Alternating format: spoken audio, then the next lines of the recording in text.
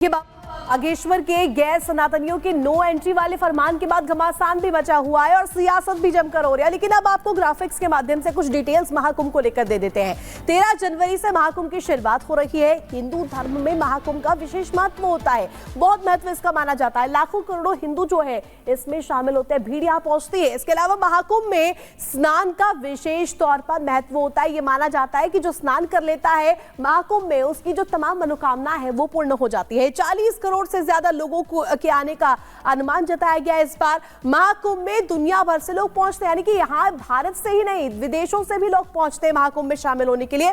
कई प्रमुख और धर्मगुरु इसमें शामिल होते हैं। तो देखिए लगातार ये जानकारी हम आपको दे रहे हैं। 13 जनवरी से महाकुंभ की शुरुआत हो रही है, तैयारियां पूरी कर ली गई है। लेकिन जो ये मांग है गैर सनातनियों के एंट्री पर बैन को लेकर के, इससे कहीं ना कहीं घमासान मचा हुआ है। अगली खबर के लिए महिमा का रुख कर लेते हैं। आगे बढ़ते हैं, बात आगरा की करेंगे क्योंकि कल एक खबर सामने आई थी कि MiG-29 लड़ाकू विमान आगरा में क्रैश हो गया। लेकिन गनीमत ये रही कि पायलट ने कूदकर अपनी जान बचा दी। कुछ तस्वीरें भी सामने आई है, आपको उस रिपोर्ट के जरिए दिखाते हैं।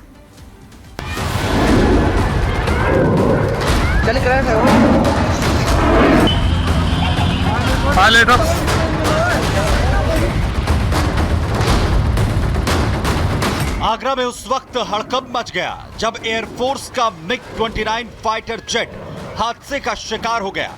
आसमान में आग का गोला बना फाइटर जेट MiG-29 ग्वालियर से टेस्ट फ्लाइट के लिए निकला था, जो कागारोल के सोगा गांव में चंद सेकंड में ही जमीन पर आ गिरा। जैसे ही विमान में आग लगने और जमीन पर गिरते हुए आसपास के गांव वालों ने देखा तो हड़कंप मच गया। लोग हादसे की जगह की तरफ भागे। वहीं विमान में जमीन पर गिरते ही आग धधक उठी और करीब 25 फीट ऊंची आग की लपटें उठने लगी। इतना ही नहीं, विमान में तेज धमाके होने लगे, जिससे हादसे की जगह पहुंचे गांव वालों में हड़कंप मच गया। सभी अपनी जान बचाने के लिए भागते हुए नजर आए। मैं यहीं खेत में लग रहा था पास में, तो देखा सबसे पहले ऊपर से आवाज आई जोर से, और ऊपर जहाज क्रैश हुआ और घूमते घूमते नीचे आ गया। नीचे आते ही ब्लास्ट हो गया तेज से, बहुत तेज। ब्लास्ट होने के बाद हमारे यहाँ गांव के ग्रामीण जो भी निवासी हैं सभी लोग यहाँ पे आए, भीड़ इकट्ठी हुई, और यहाँ पे पुलिस प्रशासन भी आया और प्रधान जी भी आए हमारे हाकिम 4। उन्होंने सब पुलिस प्रशासन को बुलाया, इन्फॉर्मेशन दिया।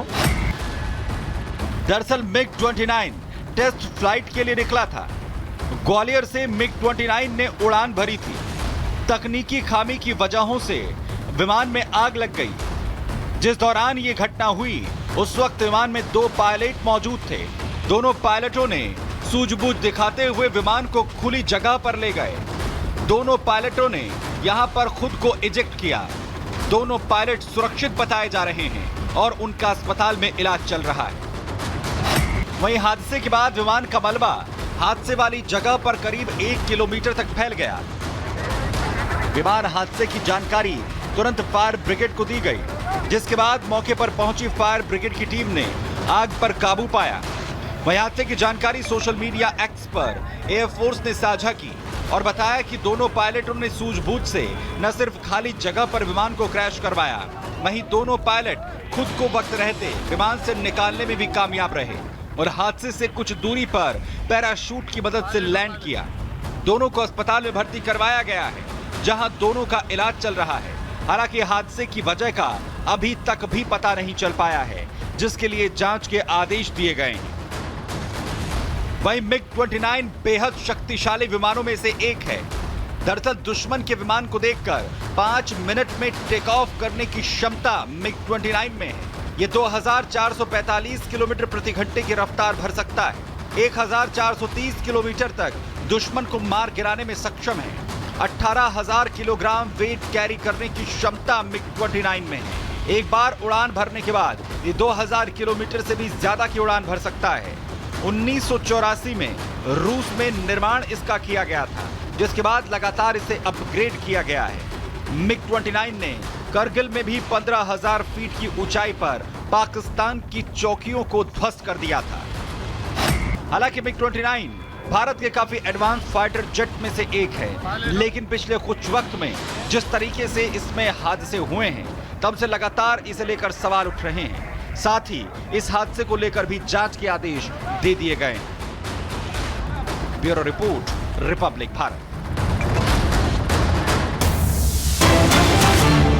और इस बीच एक बड़ी खबर दिल्ली से आपको बता दें, राजधानी दिल्ली से बड़ी जानकारी। रिंग रोड पर भीषण हादसा हुआ है और इस हादसे को लेकर की ये बड़ी खबर मिल रही है आपको। साथ साथ बता दें, बेकाबू डीटीसी बस जो है वो यहां पर देखिए किस तरीके से दो लोगों को रौंदती हुई नजर आई। बेकाबू डीटीसी बस ने दो लोगों को रौंदा है और ये दुखद हादसा, ये तस्वीर भी आपको दिखा रहे। टक्कर के बाद डिवाइडर से टकराई बस। ये तस्वीर रिंग रोड की, दिल्ली की तस्वीर, और पुलिसकर्मी और शख्स की हादसे में मौत हुई है। तो ये दुखद खबर।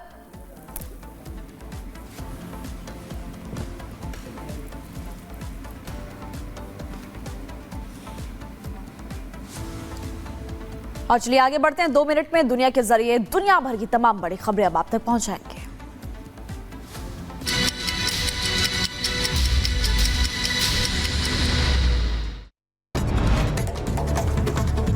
अमेरिका में आज होगी राष्ट्रपति पद के लिए वोटिंग। कमला हैरिस और डोनाल्ड ट्रंप के बीच कड़ी टक्कर। आज होने वाली वोटिंग में करीब 60% वोटर्स हिस्सा ले सकते हैं। कनाडा में मंदिर पर हमले को लेकर सड़क पर हिंदू संगठन ने किया विरोध। जय श्री राम के लगाए नारे। इजराइल पर बड़े हमले की तैयारी में ईरान। अमेरिकी चुनाव के बाद इजराइल पर हो सकता है हमला। खामेनेई ने दिए संकेत। नेतन्याहू ने कहा वक्त बताएगा कौन पड़ेगा भारी। इजरायल ने लेबनान की राजधानी बेरूत में बरसाए बम। लेबनान का दावा है कि पिछले 13 महीनों में 13,000 से ज्यादा लोगों की जान चली गई। लेबनान में इजराइल का भीषण हमला। इजराइल सेना ने लेबनान के मिस अज जबल गांव में तबाह किया। हिजबुल्लाह ने गांव को बनाया था ठिकाना। लेबनान में इजरायली सेना का ग्राउंड ऑपरेशन जारी। इजरायली सेना ने ग्राउंड ऑपरेशन का वीडियो किया जारी।